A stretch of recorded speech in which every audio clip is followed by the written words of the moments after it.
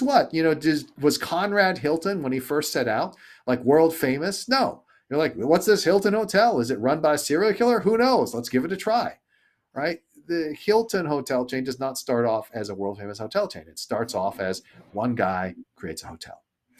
So welcome Blitzscaling yourself. I'm Julien Newman, building a new startup, and every week I come across one obstacle.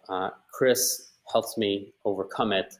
Chris Ye is one of the world's most famous investors. He founded his own VC fund where he funds some of the best technology businesses in the world, but mostly Chris is known as the author of Blitzscaling, a book he co-authored with the founder of LinkedIn.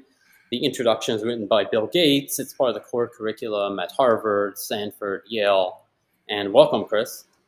Thank you so much, Julien. It's great to be here, and I'm looking forward to this discussion because we had a very robust pre-game discussion about this. So the question or the obstacle is like, how do I know if people are going to actually pay me money for what I build? Some businesses, it's obvious. So let's say a SaaS business, it's easier to do research on this. There are other businesses where it's much less clear and you need to have like the proper structure in your thinking. Yeah. One of the examples that you have a lot of like exposure to is Airbnb. Tell us a bit about how Airbnb thought about their pricing and the willingness to pay their customers in the early days. Absolutely. So I cannot guarantee that this is exactly how they thought about it because I wasn't there in those early days, but this is more or less what I think happened. When it comes to Airbnb, the thing that people focus on is, oh my God, I can't believe you're going to let strangers stay in your house for money. Or alternately, oh my God, I can't believe you're going to sleep in a stranger's house. Aren't they going to kill you? And so that is the thing that gets all the attention around Airbnb. What does not get attention is the question of, well, how do the economics work? And the bottom line is you could look at Airbnb and say, if the consumer behavior actually plays out, then there is tremendous potential value we can create here. And the reason you could do that is because you could look at the evidence from an existing industry to understand that there was a significant price umbrella under which you could operate. And of course, what I'm speaking about is the hotel industry, where you have at all different price points evidence of one of the biggest industries in the world that people are willing to pay money to be able to stay somewhere, right? Whether it's a hotel or not. Guess what? Was Conrad Hilton, when he first set out, like world famous? No. You're like, what's this Hilton hotel? Is it run by a serial killer? Who knows? Let's give it a try, right? The Hilton hotel chain does not start off as a world famous hotel chain. It starts off as one guy creates a hotel. And so there is a way to get from unknown to known. There obviously is a way to go from one customer to a million customers. It's not guaranteed, but it's certainly possible. And so you can take a look at Airbnb and you can say, okay, there's a pricing umbrella established by the hotel industry. The fundamental model of Airbnb is there are assets that are not currently being used, the spare bedroom or the guest room or the guest house or what have you. And so the people are currently getting nothing for it. So if they're able to turn around and rent it out via Airbnb, and let's say this hotel room would go for $400 a night on a hotel like the Ritz-Carlton, and instead you could get an equivalently nice place in someone's house or in someone's guest house for $200 a night, would you be willing to try it? The answer is yes, because that's a lot of money. And then conversely, you could go to the person who owns the room and say, hey, are you going to be willing to go through the hassle of doing some laundry, redoing the sheets, redoing the towels for an extra $200 a night for something you currently get zero for? And the answer is, well, shoot, yes. And what that illustrates is that there is a zone of possible agreement under the pricing umbrella. The zone of possible agreement is a term that comes from the famous negotiation book, Getting to Yes. And it basically says you can look at the willingness to pay and the willingness to supply and see how much overlap there is. If there's no overlap, there's no market. But if there's a lot of overlap, then you know what? You can be wrong about the price, or you can be wrong about the things, but you have a margin of safety that still allows you to find a good clearing price. So in the case of Airbnb, it was clear that there was a big zone of possible agreement. It wasn't clear exactly where it was going to land, and that is still evolving, right? I think most people use Airbnb and use it because it costs less than hotels. That's certainly the main reason that I use it. But I will sometimes also use Airbnb because it offers better locations than the hotels in places where there aren't enough hotels. And or maybe, sometimes it's like, oh, I want to rent out a whole house for, a vacation with a couple of families. Okay, that's also something where the hotel is not going to be able to do that. And so looking at that, I'm like, okay, I can start off with this basic pricing umbrella. I can start off with this zone of possible agreement, and then I can branch out from there. So in Airbnb's case, what you're outlining is kind of like breaking into two the willingness to pay. So one is if we can build this possible future, then how much will people pay? And that's where the pricing umbrella comes into play. It's like, well, people pay this much for hotel rooms, therefore it'll be ballpark that, or you can kind of like model that out. And then there's, well, will this possible future happen or not?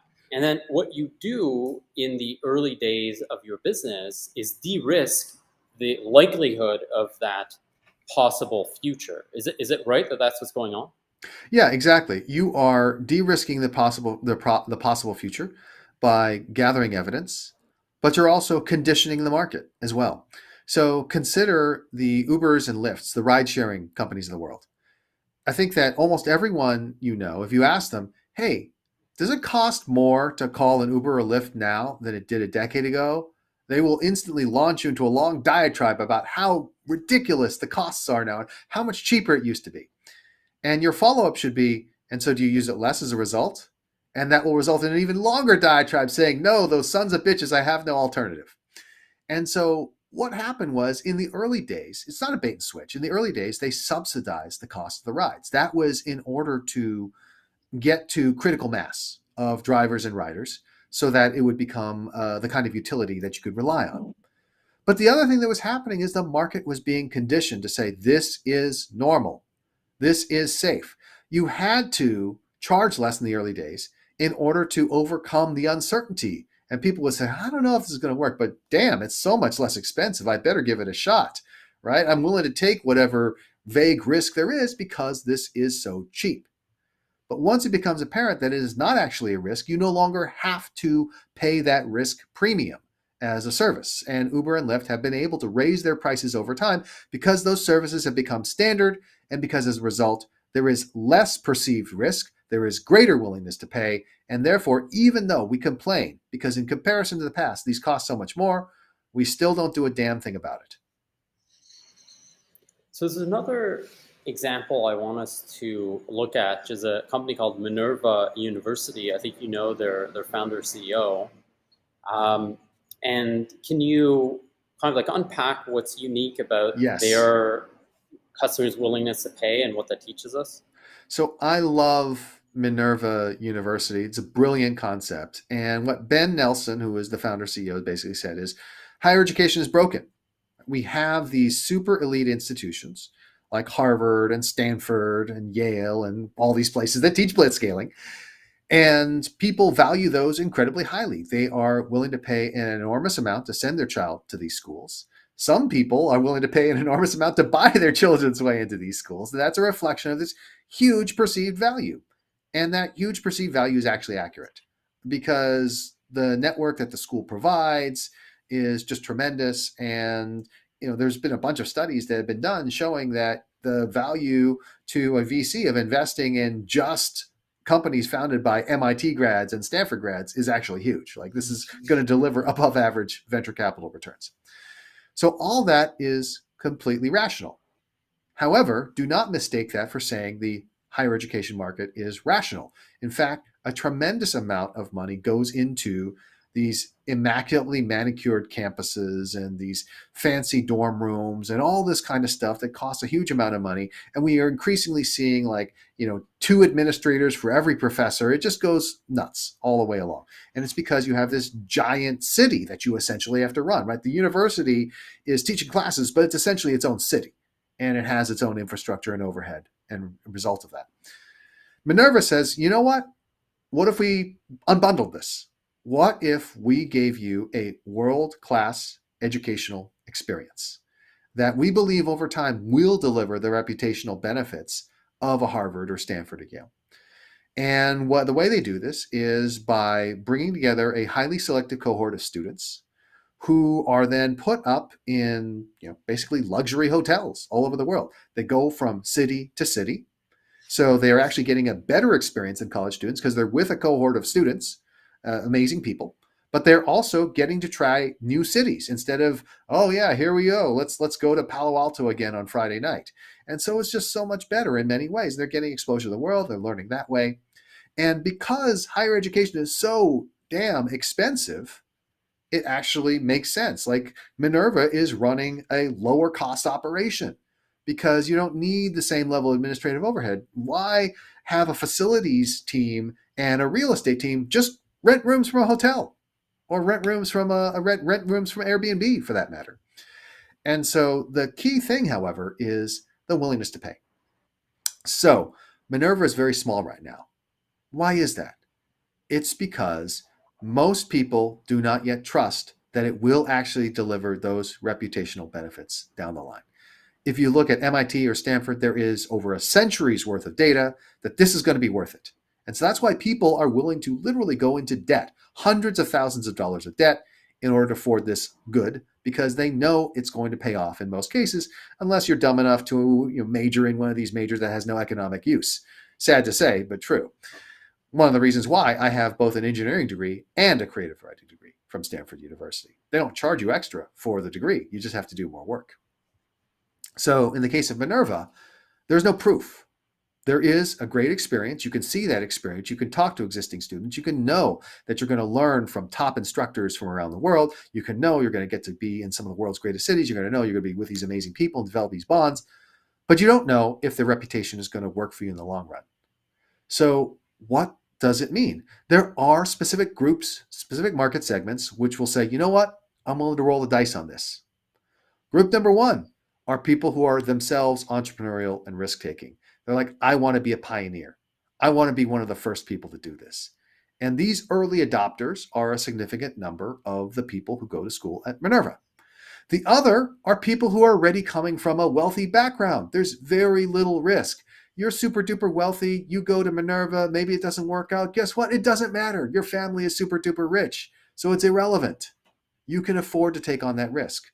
And so these groups are not large enough to make Minerva a huge Stanford scale kind of business right now, but it's enough to be able to, over the next decade or so, demonstrate that this actually works. And eventually, if there's enough actual proof that this works, then you can expand this far beyond the way a Stanford can, because guess what? You can have as many cohorts as you want. They can be decentralized. They can be in countries all over the world. There's plenty of professors who are award-winning professors who are willing to lecture for money and because it's fun. And you can actually scale this up as a virtual university with a much lower cost and overhead, and ultimately make it a phenomenal business that fundamentally revolutionizes an industry. But the pricing has to be right, which is why it's a premium pricing, but for a niche segment right now. So the way to think of willingness of pay and pricing for a business like MIT is, hey, the value of an MIT degree is you will make, let's say, $20 million more throughout your career. And then, so that's one of the components that customers take into account. The other component they take into account is like, how likely is it that you're going to make this extra 20 million? And, it's not 100% likely. Let's say it's 50% likely. And then it's like, how knowable or how sure are you of this? In the case of MIT, you're almost 100% sure because there is 100 years of data to show it. While a Minerva, they are, they have the same value. um, the likelihood, I mean, is, let's assume, about the same, but there's no data. So the customers, the most customers will not be willing to pay that much, upfront, which means you have to start with a smaller group of people who Yeah. are less risk averse and more value oriented. Right. And here's an interesting point. So you could, if you were Minerva, raise a colossal amount of money and subsidize, charge less money and get more students in. But that doesn't actually help you, right? Having more students doesn't necessarily prove anything. You need the proving over time. And so maybe in 5 years and 6 years, they may want to do that to scale up a little bit, but they probably don't need to, just because the increasing reputation of the university is allowing them to reach more and more segments. So why discount if you don't have to? Why mess with the economics if you don't have to? It should naturally grow over time. Right. So for Minerva, their thesis would be people are willing to pay ballpark the same as a Ivy League degree, so say 50K. And there's a small group of people who will do that, and we want our pricing to reflect that that premium value, and we want to recruit people who are not risk averse and are very value conscious.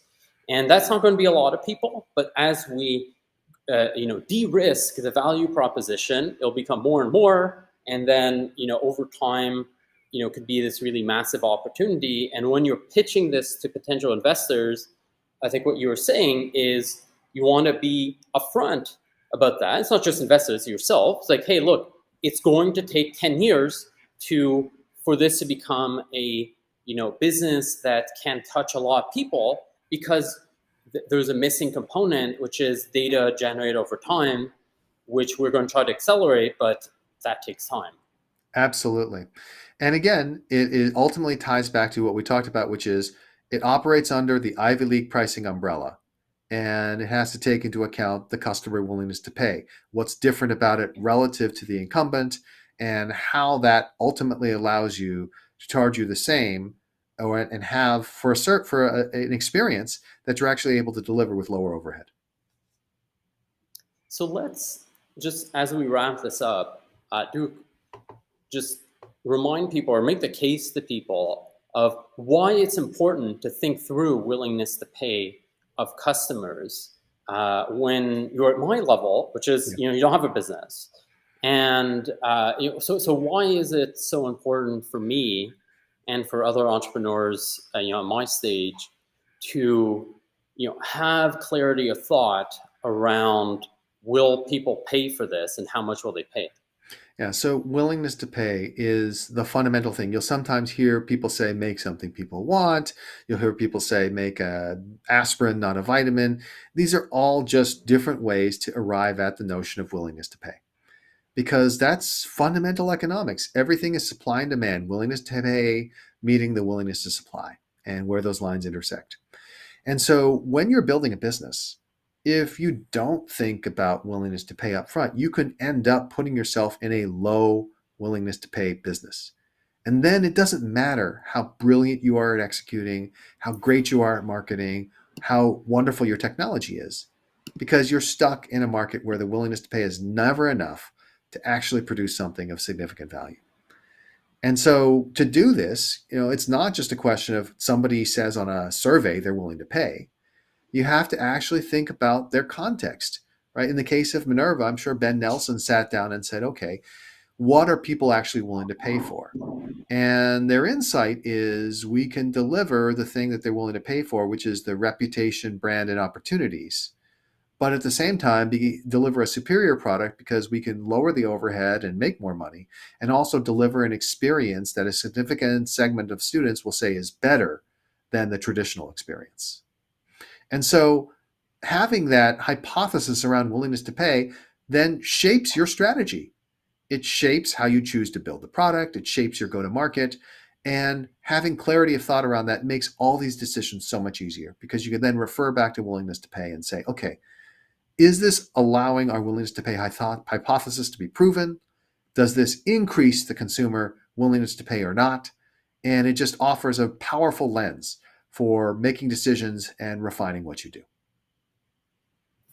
So, everyone, if you've gotten to this point in our episodes because you found Chris super compelling, hopefully you found me compelling enough. Obviously, not as compelling as Chris. But what you need to do is like this video or subscribe so that you can get more of these. Chris, thank you for the time. Thank you to everyone who joined our live stream and asked questions on the live stream. Thank you to our team, Jeremy, Shlok, and Brendan, for setting everything up and making this possible. And Chris, I'll see you next week. Thank you so much, Julien.